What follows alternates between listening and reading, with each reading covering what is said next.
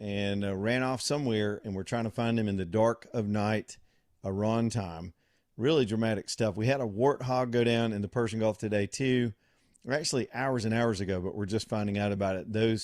Whoever was on board that have been rescued. Again, the pilot of this F-15 has been rescued. We're looking for the weapons specialist. And that's a story that's been brewing all day, and it seems to just grow intense by the moment. We don't want the Iranians capturing our pilot and turning this pilot into an international pawn and trying to leverage us that way. So a massive military rescue mission is going on in the western part of Iran right now, with the president at this hour in the White House, overwatching everything. Could be updates from CENTCOM and or the White House this afternoon before we get done in 3 hours. And, of course, Natural will go live to that when we can. Updates when we get them too. A lot of bad information that comes and goes on the internet. I'll do my best this afternoon to sift through that and get you the stuff that's actually legit. Now, John Bird in for AJ tonight. We'll try to loosen up a little while and have some more fun. I was giving John a tour of the guitars. Oh, man. One of our listeners said, man, one day you should just do a show and talk about all of them. And I don't know. Maybe we'll do that later. Little stories behind each one? Well, some have stories and some don't. Some are kind of boring, but they look cool. But some, I mean, I've got one over here that's 40 years old. That's probably the cheapest guitar in the whole collection, but I wouldn't take anything for it because it was my first one, John. Have you told them about the mandolin, though? The mandolin? I showed that the other day when I was talking about old things. 19. But we may get into some of that in a minute, but it's mainly just me and John Kerr. It's kind of, we can geek out about guy stuff later. But right now, let's just we'll throw the phone lines up, and I'll be honest with y'all. Outside of being obsessed with us finding this pilot, I'm a little bit filibustering in between updates. So if y'all want to call about anything else, because we've had a lot going down this week. We had a space launch and historic events in the news. Pam Bondi got fired. There are rumor mills circulating that there's going to be others. I don't know. And we'll try to keep up with those things too. Let's get AJ from Shelby in here, and we'll start. He'll be our first call of the day as we get into hour number 2. Again, 545-995-50. AJ, what's up, buddy? Is AJ there? AJ, can you hear me? I don't know where he went. People do that. There. He must be a newbie. He may not be. He may be listening on the radio too. I'll give him a minute, see if he can square that up. Okay. We'll just put him on hold. Let me see. Let me talk about Hueytown Pawn as we get cranked up this hour too. Tommy did reach out to me today.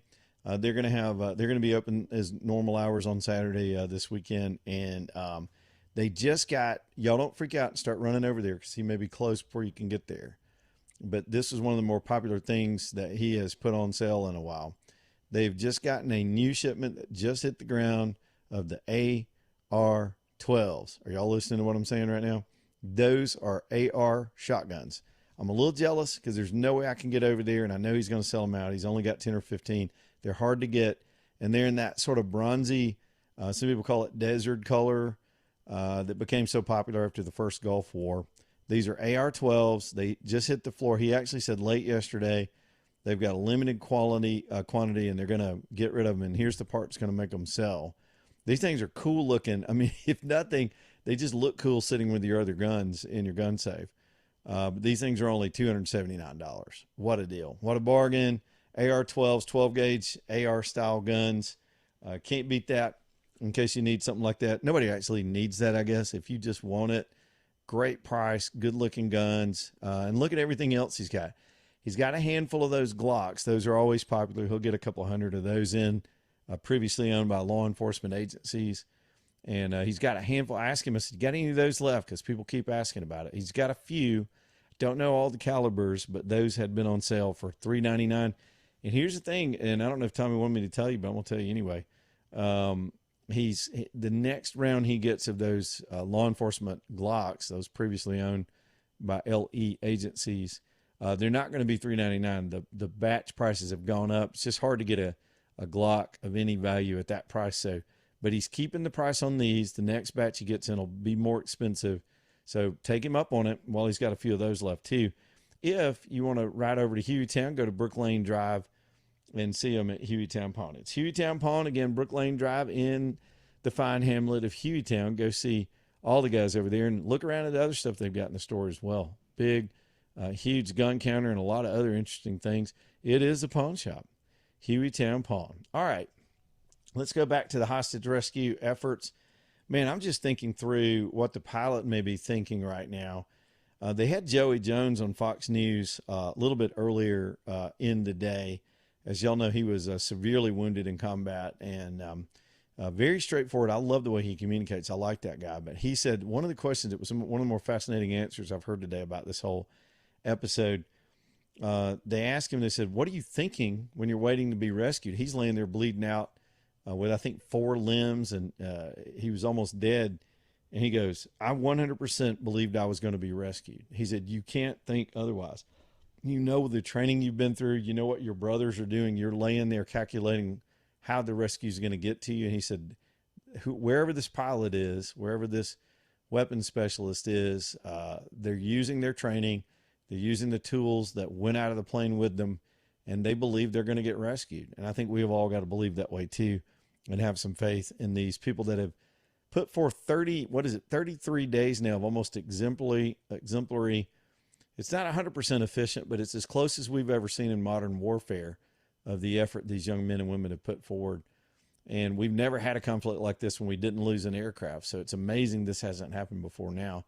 I hope it's not a pivot point where suddenly the Iranians have some ground capability, even if it's rudimentary, to start bringing our planes down. But this is one of those instances where the whole world is racing to this one individual for advantage, at least the Iranians for advantages and us for rescue. And it just doesn't get more dramatic than that on a Good Friday. All right, let's go to Roger from Tuscaloosa. We'll get Roger in here real quick. What's up, buddy? Actually, Roger, for some reason, went bye-bye, and we've got WD from Shelby County wants to talk about the Attorney General. Put WD on then. What's up, WD? Hey, Leland, how you doing? Hey, man. Hey, look, I just had a question. I don't know. I just want to get your thoughts on the AG. I'm not necessarily, I guess in a way, because Pam Bondi has been the AG, but it may not be necessarily about her. I just want to see what you think about it. But, you know, you talk to people about over the water cooler about all the, you know, the things with the lawfare. And, you know, if you go back, people have forgotten about the Doge, all the uncovering of the Doge. So oh, yeah. The average MAGA person out there, we're expecting to see perp walks from people that are, you know, with notoriety. For example, you know, Adam Schiff, and we hear about, they're going to open up investigations on people like that. But they are arresting people, but it's never anybody of any consequence. And, you know, like the senators that were involved or politicians. Is the reluctance of that, you just think they're not quite ready with their investigations, or do you think there's a reluctance and if so, what's the reason? Do you think was Pam Bondi just too reluctant to really go after those people, or you understand what I'm saying, I guess? Yeah, so it's a frustration with people that want sort of more instant justice. Let's walk through that. I guess it depends on which case you're talking about. Okay. So, now what happened was she botched a lot of the Epstein rollout. She overpromised and underdelivered to people that wanted accountability with Epstein. And we still don't have anything definitive over whatever that operation was about. Even today, Todd Blanche, who is her replacement, says they never traced Epstein to any kind of espionage operation, but they did have a lot of dirt on him, right? So that's a complicated years-long case that got passed around and shoved under the table a bunch of times. So I'm not going to lay all that in the lap of Pam Bondi. But it does take, and I'm glad she's gone. On the outset, I will say I think she was not the best fit for the job. My biggest problem with her is she's a smart lady, and I think she's a patriot. I know she's loyal to Trump, but she's a little bit of a poser. And we live in a world now where people want TV time, and they get caught in the spotlight and forget they've got a gritty job to do. I prefer a boring, behind-the-scenes pit bull that I never see on TV until they show up calling a news conference and they've got indictments and handcuffs in their hands.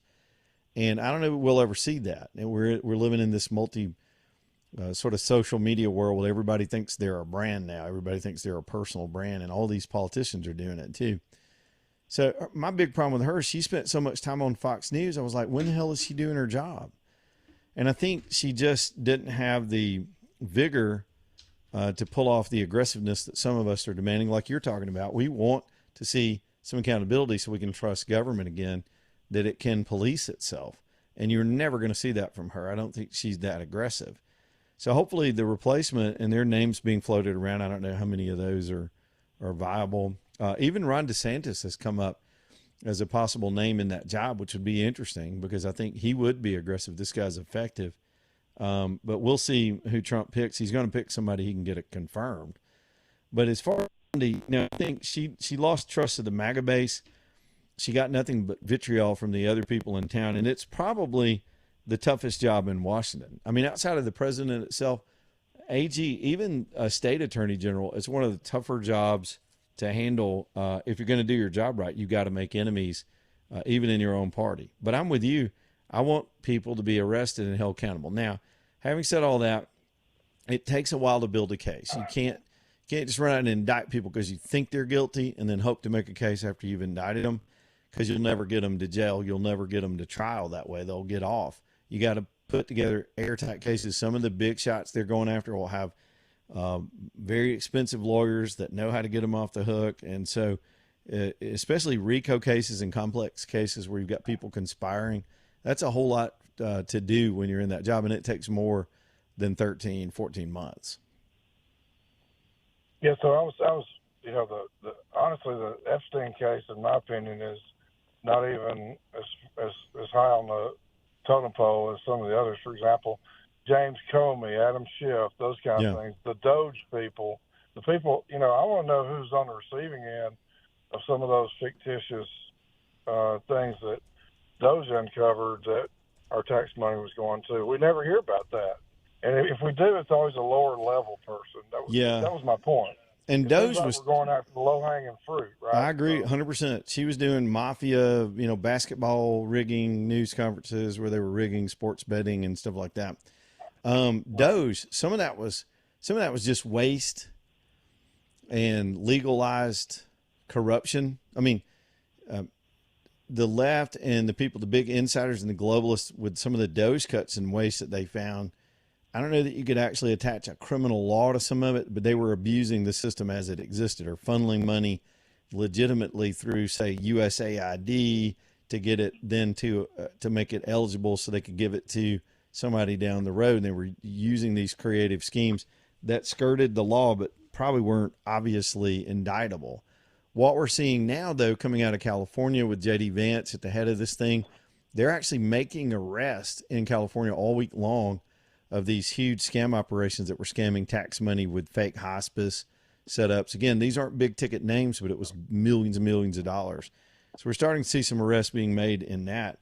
And I agree with you. Public corruption cases ought to rise to the top. There's information tonight that they think they're back onto the Swalwell case. They believe he got a pass in the previous administration because he was set up by a spy. There's some stuff being looked at with him again. I think Adam Schiff's in trouble for leaking classified information. I'm with you. I hope in the coming months with the new AG, we'll see some arrest in those things.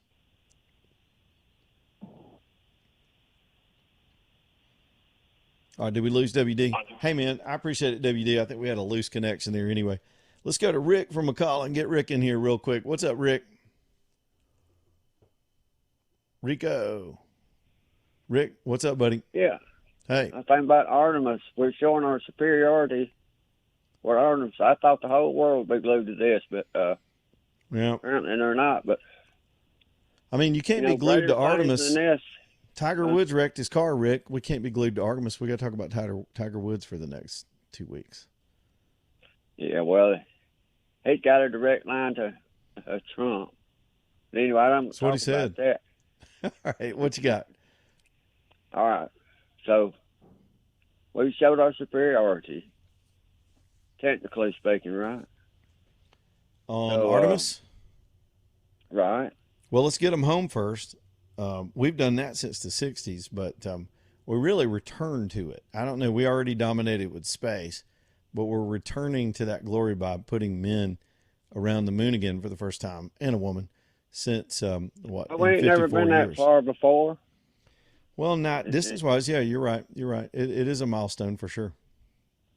What I want to say is talk about these things. You know, greater things than these. Man's going to do greater things than these, you know. And looking through a biblical point of view, you know, all things are possible with God. You know, seek ye first the kingdom of heaven, and these things shall be added unto you. Mm-hmm. And so, I agree. You know, if we lift him up, I think he's going to draw the whole world to him. That's what my hope and my prayer is for this world. Thank you for taking my call. Rick, that's a good word on a Good Friday. How about that? Rick from over in McCullough reaching out to us tonight. 545-9950. If anything you got on your mind tonight, bring it. We'll put you on the radio, especially if it's positive or uplifting. It is Good Friday after all. John Bird on the wheels is still taking care of business tonight. We appreciate John and all that he's been able to do for us. All American Metal, also appreciate them. Man, it's good for me to give you a good reference for a metal building steel company. And I love everything about the way they do things. I'm going to go ahead and tell y'all, I wish I had known they were even there. I didn't know they were over there, mainly because he didn't advertise on this show for me to tell myself and all y'all about them. But when I built my pole barn, I just sort of patched it together. I got online, did some homework, figured out, kind of walked out here with a tape measure and measured it off. And I knew what needed to go in there and kind of guess at it and where I wanted the door and some things like that. And over time, I've had to make some adjustments because I didn't have any real expert advice. I hired a contractor that started. He did okay for a minute, and then we got sideways, and I had to sort of get it finished myself. And how frustrating. I think I'm going to live a few years longer now that I know about All American Metals. If I need something, they've already come out and done a great repair job where I had some damage on a corner that I couldn't get to. These are just great folks. They've been putting up steel since the 60s. They manufacture all of their components. They'll design the building in their shop. And because it's fully integrated, your project's going to turn out nice. And they're going to save you money. Their prices are better. Their work is custom. It's all done locally. They use their trucks to bring it to you. You got to do your part. You got to do your site prep, and you got to get your foundation down. And they can even advise you and connect you with people in the industry for that kind of stuff too. And if you need a contractor to make it go vertical, they can help you with that. But these guys are great. 2 families, 2 generations, going back to the 60s of building steel. And there's no project too big for them. Even if I talk about my pole barn because it's what I relate to, but some of y'all are in business. You need big warehouse space. They can do it. There's no project too big. They can show you examples of some of the size beams they can handle and projects they can do for you and produce in their factories. Even in construction projects, some people are incorporating red iron into their residential projects. They can knock that out, retail build outs. It's a great company. aa-metal.com. If you want to reach out to them and let them get to work with you, pulling it together, getting you a budget, helping you with all that. It's aa-metal.com. All American Metals, aa-metal.com. Back in a minute.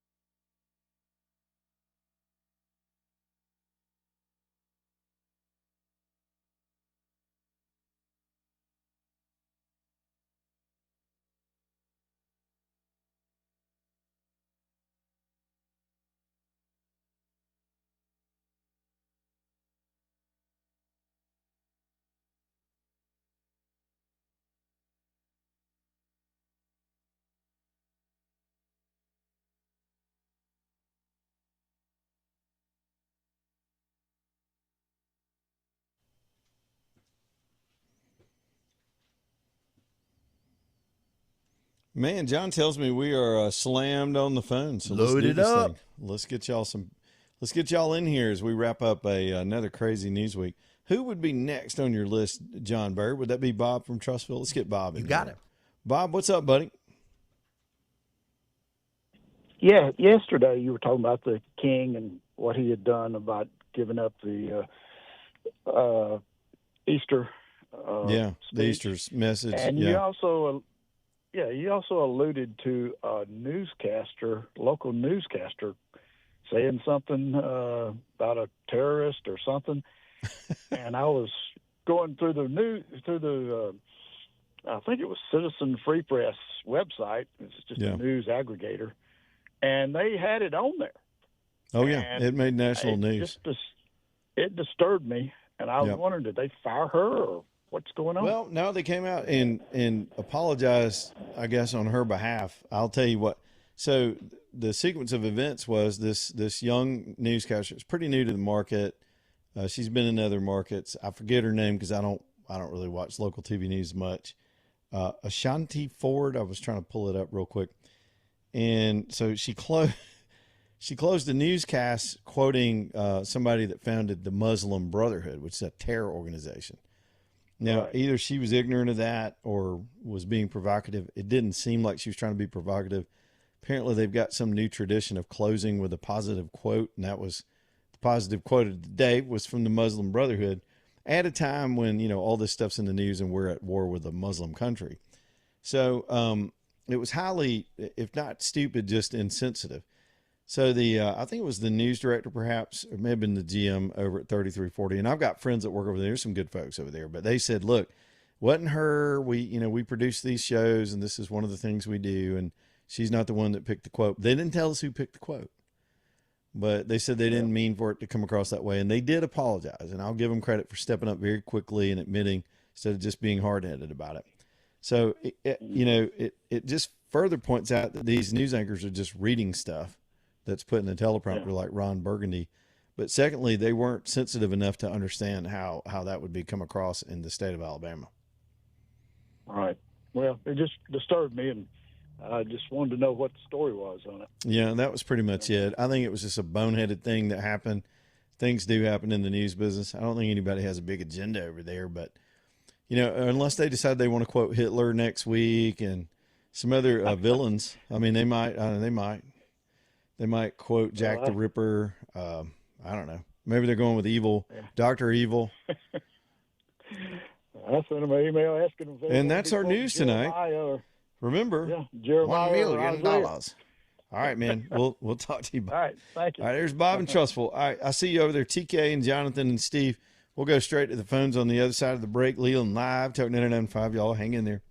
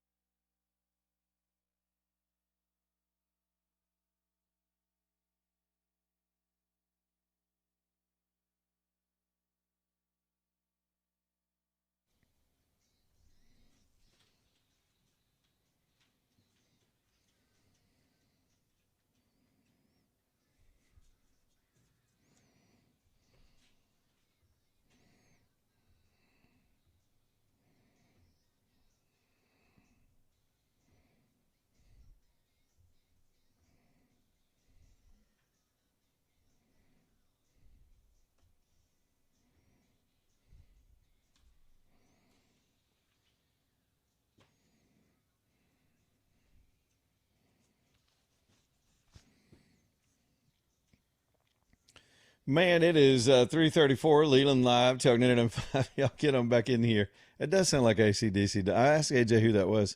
I forgot who it was. John Bird. Got some AC/DC ripoffs. Rhino Bucket. Rhino Bucket. Well, at least they're keeping the sound alive. I guess there's that's that. true. I'm all for that. You know, AC/DC still on tour. They're out there touring, packing out stadiums. I don't know what it sounds like, but people are loving it. Mainly over in Europe right now, I think. Yeah, well, Brian Johnson's still doing a great job. I don't know how he sings with that Me voice. neither. I don't know. Let's go to the phones again. I appreciate all the calls tonight. We'll go to TK in Tuscaloosa. Whatever y'all want to throw on there on the table, throw it on the table. We're just watching the hunt for our pilot. What's up, TK? I'd really like to hear one of those Jack the Ripper quotes, but that's another show, maybe. We can add Jack the Ripper to 3340. Oh, gosh. You said something about quoting Jack the Ripper. I don't know how many of those there are. Anyway, back to Pam Bondi. You know that they consider her one of the most trusted, loyal, one of his people. She was one of his lawyers back in the day and everything. And not only that, she rode with him in the Beast to the Supreme Court. To the Supreme Court, yeah. She sure did. The day before he let her go. You can't tell me this was already done. This was already in the works. This was set up because she's supposed to testify before the committee. I forget what committee it is. The oversight committee, I believe. But she's supposed to testify, and there's something, I don't know what it is, but there's something they don't want to answer to. That's why she didn't move to another government spot. She's moving back to the private sector where you can plead the fifth and stuff like that. Well, no, not under her capacity in her previous position. She's still subject to being questioned by the committee. I don't know if that has anything to do with it. They said they're going to try to get her in there to testify, but just with everything I know, and I know he liked her, and she would do anything he asked her to do. So I find it hard to believe he was upset about her work or what she was doing, and he's not going to say a word. He was getting pushback from. I mean, I hate to be mean, but I've been bad mouthing her for about almost the whole year now, and so have a lot of people that have just been critical of what she's producing, her work product. So it's not a style thing or a friendship thing or a loyalty thing. It's just an adjustment in an administration where you need a more aggressive attorney general. And you can't argue to me that she was being aggressive on the things that Trump's base even wants. And so it was time to make an adjustment. Who do you think's going to replace her? I don't know. The first name that came up was Lee Zeldin. I've seen Ron DeSantis on a list today. Somebody said something about Janine Pirro. I don't like that. I think she's another Fox News showboat. I don't like Janine Pirro either, but that is Trump's style right there. Well, believe me, I've got a MAGA hat in there. I'm right. telling you all this with my MAGA hat firmly on my head and everything. So I like Janine where she is, but I don't think I want her. Well, and I don't either, because I'd rather not have somebody that's going to be a TV hand. I want somebody that's really going to do the gritty lawyer work, the boring stuff to make these cases. And so you're going to need a really serious, not a TV star, but an effective person in there. Trump also has to nominate. He has to nominate somebody, TK, that he can. TK, he has to nominate somebody that he can get through the Senate. So Lee Zeldin's name came up first. He's already been approved by the Senate. Huh? I'm liking Zeldin. Yeah, and it's like the Mark Wayne Mullen appointment. Mark Wayne Mullen had already gone through Senate confirmation in a different capacity, so you know all the hits that are to come. Anything the Democrats can throw, they've already thrown at these people. Zeldin would be the same way. He's already been approved for EPA commissioner. So in terms of process, that might be a smarter pick, and hopefully he'll be more aggressive than Bondi. Yeah, well, I guess aggression. Running your mouth, it sounds like aggression, but it's not. Well, that's why I don't like Pirro. Pirro is really good at going real hard in the paint and loud on Fox, but we need results. I mean, we need cases brought and things investigated and as much accountability as you can get. And Bondi wasn't producing a whole lot of that. Yeah, agreed. All right, man. Dude, y'all have a good one. Thanks, TK. Yeah, the jury's still out, and it's weird when you've got critics on both sides. And honestly, Kristi Noem was the same way. I had gotten critical of her showboating. They nicknamed her Ice Barbie. She did a lot of stunts and posed, and she liked to wear costumes. Well, so did her husband, now that we think about it. Guess it runs in the family. Jonathan is in Hoover. What's up, Jonathan? What you got, man? Well, that one there. Hey, Leland. I called in a couple of weeks ago. Or maybe a month ago. I don't know if you remember. My name's Jonathan. I served military, retired. Told everybody just have faith in the president. Everything will be okay. It's hard for me to focus on all the stuff going on in the world right now, and there's a lot of crap going on in the world right now, as we can agree. But I'm dealing with the death of my brother. He was murdered. He was murdered on the eve of Valentine's 3 years ago. We don't have any answers. Where did this happen? Happened in Maplesville, Alabama. I'm not even sure it's recorded as a death or a homicide that year. I don't know. And over the past week or so, people have been calling you and praising Katie Britt. I have nothing for her. I'll never vote for her because I pleaded with her to help, and she offered nothing. She said she couldn't help us. So if anybody in your audience, and I know you got a pretty big audience, anybody that can help us, wants to make a name for themselves in the media, journalism or anything, like anybody can offer any assistance. My mom is 79. She's fixing to be 79, and I told her, I promised her I'd try to get some answers. We just want answers, you know. They keep putting us off, saying, yeah, it's going before the grand jury, but when? I mean, it happens once a year, and we keep missing it for some reason. We've had a new investigator put on the case. We weren't notified. That 6 months goes by. Our attorney is sending emails to the wrong email to the wrong person. That guy got fired. They won't tell us why. There's a lot of questions, you know, and we just want answers. That's all. We don't even really care. He was murdered in Maplesville by his living girlfriend. They've been together 3 years. He was a retired Jefferson County cop. He was in the Army, served in the Army. He was on a volunteer fighter. He was a good guy, you know. And 3 years after his retirement from the police force, he's shot to death. And we just want answers. That's all.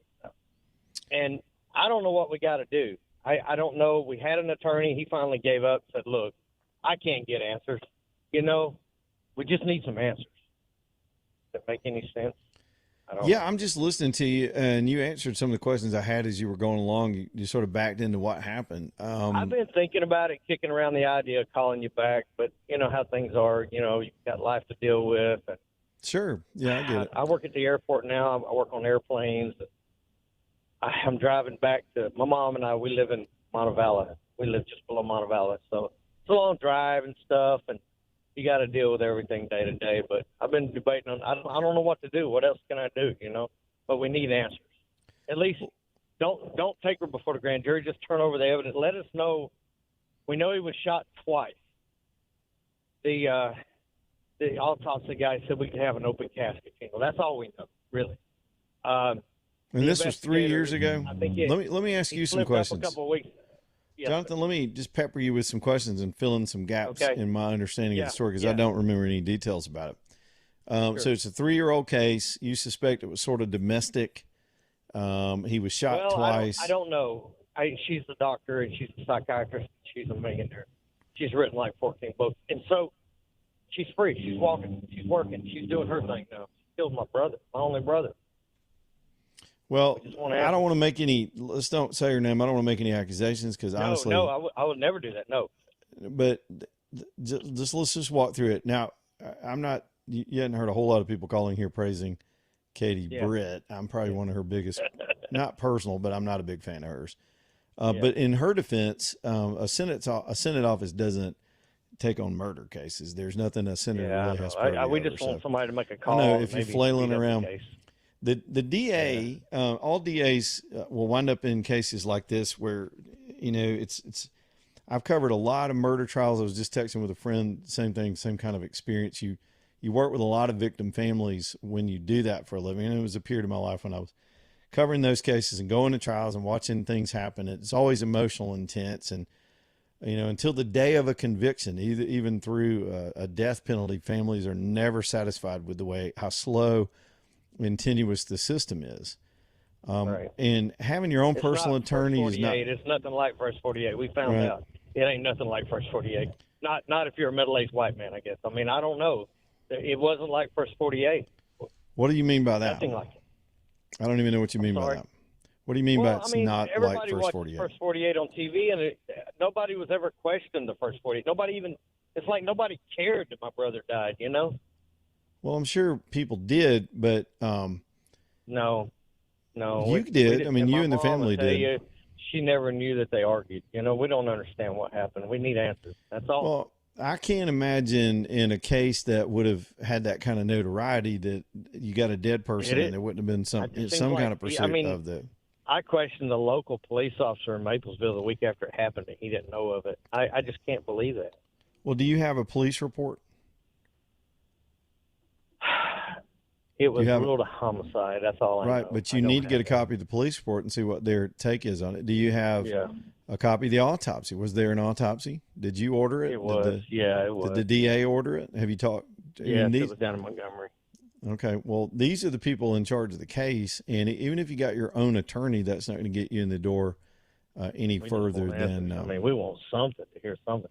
And I, you know, I had an attorney. We paid him a lot of money and did nothing. Did no good. So, are you hearing a story from them that they don't suspect it was a homicide, or are you hearing that they just don't have a case yet? It's about proof and evidence, and she's claiming self-defense, and we don't understand that. My brother's a good guy. Well, even in those cases, they've got to investigate enough to clear the person. Does this alleged person that maybe you suspect, have they been questioned? Do they have an attorney? They've been questioned. This last time, about 6 months ago, they went to question her, and she lawyered up and said she wouldn't talk to them. She wouldn't come in. So I don't think they're talking to her no more. I don't know what's going on now. Yeah. Well, look, I understand you're frustrated. That's a long time, but I've seen cases like this take a while. It's been over 3 years, and my mom's getting older, and it's like, no doubt. My brother had a son and a daughter. One of them lives in Washington State, so he's kind of out of the picture. He's the oldest. The youngest one lives here in Birmingham, but we don't know. I mean, she's only like 19. She was less than 20 when he died, so we don't know why they didn't get more. Why nobody? We could have made it a civil case and got an attorney and all that, but they're living their lives. They don't have time, you know. You mean your brother's offspring just aren't? Yeah, he's got a son and a daughter. He was divorced. Yeah. Well, so look, we're just and it's small town Alabama. I grew up here. I mean, really, this can happen anywhere. It doesn't matter, big city, little town. It doesn't matter. Well, look, let me just say this, Jonathan. It doesn't sound like I'm going to be able to piece together anything that's going to help you in terms of advice. I will say this though: cases can. 3 years sounds like a long time, but sometimes cases can take a while. There's no statute of limitations on murder. Yeah. The family needs to keep. For a civil case, we had 3 years. That's passed. Well, yeah, and we're talking about a criminal case right now. So yeah. That's right. So y'all just need to be vigilant and keep. Some of the folks in the last 6 months, they've questioned some of them. So this new investigator, he had me thinking that he was really gonna try to prosecute, but now it's like he's lost interest. I don't understand, you know. Well, do you say that, or you just think that because you hadn't heard much from him? Because some of these guys have a lot of stuff. Every time I've ever called him in the past, I've gotten him. This time he messaged me back. He didn't call me back. Said he was busy. Well, look, anyway, I appreciate you raising awareness on it. I'll give you my contact information. Anybody that can help us can call you and get my information. But we need somebody. We need a story written or something about my brother. He was a good guy. Gunned down from 20 feet away. How's that self-defense? I don't have a clue, but that's what we've been told. You know, we haven't seen anything on paper. So, well, I mean, that's easy to get. Some of that's public record. Y'all just need to go look at what's publicly available. This new investigator told me that like 6 months ago that she gunned him down from 20 feet away. I'm like, wow, you know, in the bedroom of his house or something. All right, Jonathan. I appreciate you, man. Thank you, Leland. I met you one time. You were in charge. You were doing something over there on 119 going toward 280, a Tea Party thing, and I met you, and it was I can't remember his name. Anyway, thank you, Leland, for what you do. All right, man. Appreciate you. Thank you, Jonathan. Yeah, it's hard from a distance to piece together all that information, but I've been around a lot of frustrated families of crime victims, and it can get tense and frustrating. And there's nothing I can say to tell the guy he's ever going to feel like he's gotten resolution. There used to be a group that was really active in Alabama. I'm not sure they even still exist, called Vocal, Victims of Crime and Leniency, and they were really a pro-punishment organization.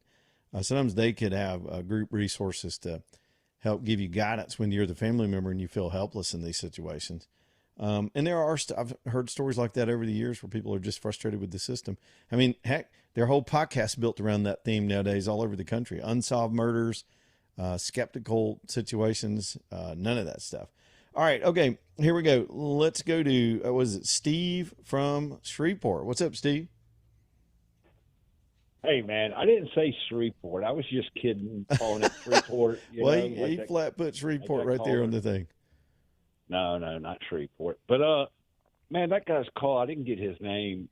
I'm calling about something else, but that reminds me, a guy who went to Birmingham Southern from Mobile, he was gunned down in Belize, I guess, literally almost about 13, 14 months ago. Yeah. And he had gone to Birmingham Southern, then transferred to Colorado, and made a nice living for himself in real estate. He was involved in developing a resort down in Belize, and he was, it was murder for hire, no doubt about it. In fact, I think his brother went to UAB. Yeah, his older brother definitely went to UAB medical school. Came right out of Birmingham Southern. So, kind of following that investigation every once in a while. I haven't checked it lately, but he was 3 partners got killed that were involved in this real estate deal. He was the last one. The 4th guy is British, and I think his cell phone and computer are held up in court down there. Like they can't get permission for whatever to break into them, I guess. It's kind of based on British law. Yeah. But the whole family went to Birmingham, so it's really sad. But anyway, do you remember when the 2 jets crashed in the 70s on the runway in the Canary Islands? I was real young. I was probably too young to remember it. I have a vague recollection of those kind of stories being around. Yeah. What you got? Well, my parents traveled a lot, and it freaked them out. And, I've seen the documentary since, of course. But what everyone never points out, the whole damn thing started because some Muslims bombed the main airport. Mm-hmm.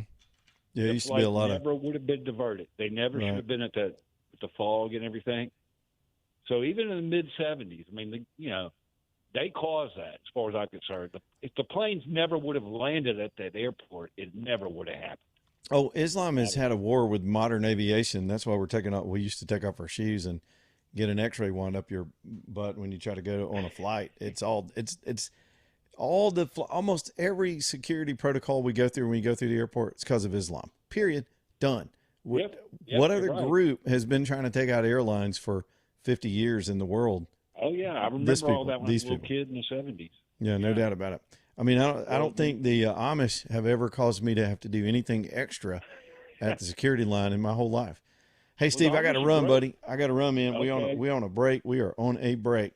I got some new stuff coming in too. Love all the phone calls tonight. Y'all are helping me get through a slow news day and get some things off your chest. Let's do it. John Bird, I don't know when this became Unsolved Mysteries. I need a big trench coat. I'm going to call myself Robert Stack. You remember that show? I'm Robert Stack. On a foggy night in 1972. All right, back in a minute.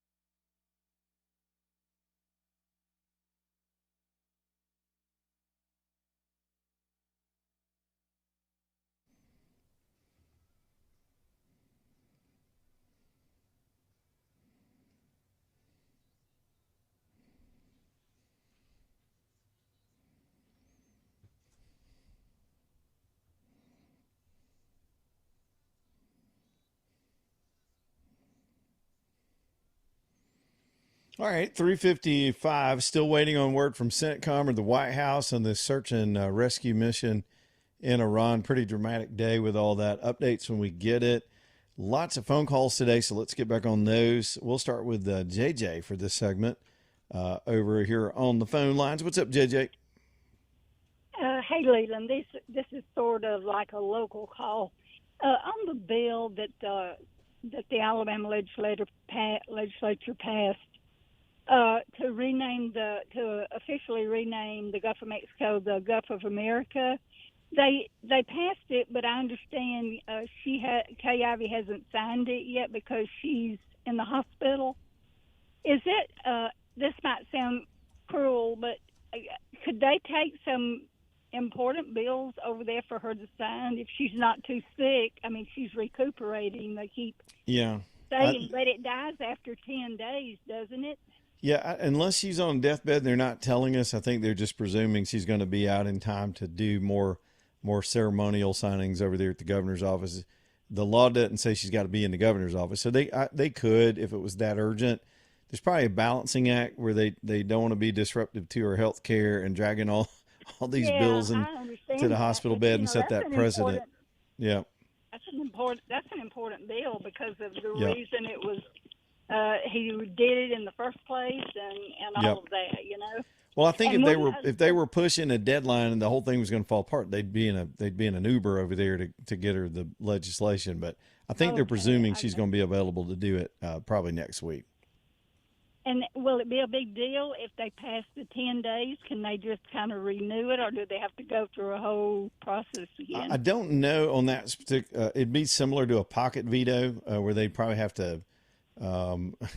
Governors can sit on bills and not sign. That's why the limit is in there. So then there's action after that. But I haven't looked into that. I don't think that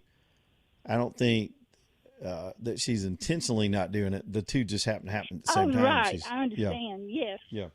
And real quick, what about Steve Marshall? I don't think he's going to win what he's running for because of the other guy. So do you think he would be a candidate for Trump's attorney general to replace Bondi? The short answer is no. Okay. All right. Thank you, JJ. Thanks, here's David from Shelby. Let's get him in real quick, and then we'll get to the top. What's up, David? Hey, Leland. You know me. I used to own Shelby Shores Marine. Man, I bought a boat from you one time. How you doing, man? You sure did. I'm doing great. Hey, a little perspective on these rescues. I was a rescue swimmer in the Navy on an aircraft carrier. Yeah. The Constellation 47 years ago off the coast of Iran. When the Ayatollah first came into power, and I was there again in 1980, 35 miles off that coast. Oh, wow. And we made multiple rescues. I was a rescue swimmer. And we had 13 go into the sea in one day. And the news said nothing about it. Dude, I am so fascinated with your story, and I personally know everything you're telling me is legit. I didn't know how close we were to the break, believe it or not. If you would hold through the news, I want to hear some of this stuff because David's a good man and did some honorable work as a rescue swimmer and is very germane, Tito, and LaToya to this situation. Back in a minute.